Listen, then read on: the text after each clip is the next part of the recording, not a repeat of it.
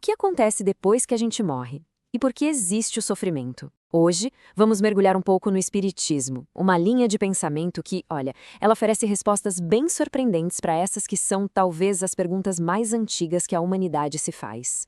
E são perguntas como essas, né? Quem sou eu? De onde eu vim? Para onde eu vou? Elas estão no centro de tudo, da nossa experiência de vida. O interessante do Espiritismo é que ele não só leva essas questões a sério, mas propõe um método para investigar isso. É quase como tratar a espiritualidade como uma ciência. Então, o nosso roteiro aqui vai ser o seguinte. Primeiro, o que é o Espiritismo afinal? Depois, quem foi o seu codificador, o Allan Kardec? A gente vai passar pelos princípios básicos, dar uma olhada na visão de mundo que a doutrina propõe e, por fim, entender a ideia de progresso contínuo. Então, vamos lá.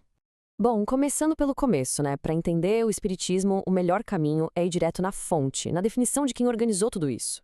Olha que interessante. O Espiritismo se apresenta com uma dupla face. De um lado, é uma ciência prática que se ocupa, basicamente, da comunicação, das relações que se pode ter com os espíritos. Do outro, é uma filosofia que pensa em todas as consequências morais que vêm daí. Ou seja, não é só sobre se comunicar, mas sobre o que isso significa para a nossa vida. E essa citação do próprio Kardec reforça a ideia. Preste atenção na palavra que ele usa, ciência. Ele não está falando de fé cega, de dogma. A proposta é ser um campo de estudo, um estudo sobre o que são os espíritos, de onde vêm, para onde vão e como eles se relacionam com o nosso mundo, o mundo material. É uma perspectiva bem diferente, né? E quem foi a pessoa que organizou todo esse conhecimento? Bom, tudo isso foi codificado por uma figura bem interessante lá na França do século XIX. O nome dele era Hippolyte Léon Denisard Rivail. E ele não era um místico ou um religioso de nascença, muito pelo contrário. Era um intelectual, um educador super respeitado na França, autor, tradutor, uma figura do meio acadêmico da época. A história dele é fascinante. Ele nasceu em 1804 e levava a vida como professor. Mas lá pela década de 1850, uma coisa chamou a atenção dele: o fenômeno das mesas girantes, que era uma febre na Europa. Como bom cético e pesquisador, ele decidiu investigar aquilo a fundo. E essa investigação o levou a publicar em 1857 o Livro dos Espíritos. É aí que ele adota o pseudônimo Allan Kardec.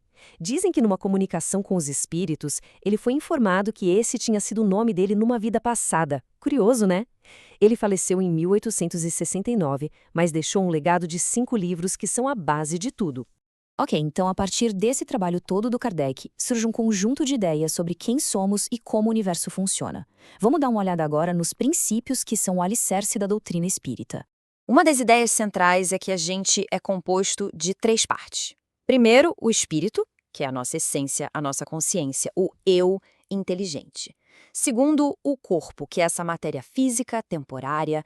E conectando os dois, existe o perispírito. Pensa nele como uma ponte semimaterial que liga a nossa consciência imortal a esse corpo que a gente usa agora. É como se fosse a interface entre o espírito e a matéria. E isso nos leva a uma distinção super importante. O Espiritismo não fala em ressurreição, ou seja, a volta deste mesmo corpo físico à vida. A doutrina considera isso impossível. O que se fala é em reencarnação. Quer dizer, o espírito, que é imortal, volta a viver, mas em um corpo novo, para continuar a sua jornada de aprendizado. Tá, mas e o sofrimento? A lógica apresentada é mais ou menos assim. Se existe uma justiça divina, o sofrimento tem que ter uma causa justa. Se a gente olha para a vida atual e não acha essa causa, bom, então ela deve estar em ações de vidas passadas. É a lei de causa e efeito. E por que a gente não se lembra dessas idas? A explicação é que esse esquecimento é uma bênção, para que a gente possa recomeçar sem o peso e a complicação dos erros antigos. Com esses princípios em mente, a gente começa a construir uma visão de mundo bem mais ampla. Uma visão sobre qual é o nosso lugar no universo. E essa visão se apoia, por exemplo, nesta passagem bem conhecida: na casa de meu pai há muitas moradas. Para o Espiritismo, isso não é só uma metáfora. É uma indicação literal de que o universo está cheio de mundos habitados, cada um servindo de lar para espíritos em diferentes níveis de evolução. E essa ideia de muitas moradas é organizada numa espécie de escala evolutiva de mundos. Começa nos mundos primitivos, das primeiras encarnações. Depois vem os mundos de expiação e provas, onde o mal ainda predomina, e segundo a doutrina, a Terra se encaixa aqui. Acima disso, temos os mundos regeneradores, que já são uma transição. Depois os mundos felizes, onde o bem já é maioria, e por fim os mundos celestes ou divinos, a morada dos espíritos purificados. É uma verdadeira jornada cósmica. E todas essas ideias de reencarnação, causa e efeito, múltiplos mundos, tudo isso converge para uma lei central que dá o propósito para a existência. E a lei é essa. Essa frase resume tudo: nascer, morrer, renascer ainda e progredir sem cessar. O ponto principal aqui é que não é um ciclo repetitivo. A ideia é de uma espiral, sempre para cima. Cada vida é uma chance de progredir, de evoluir. O progresso é constante.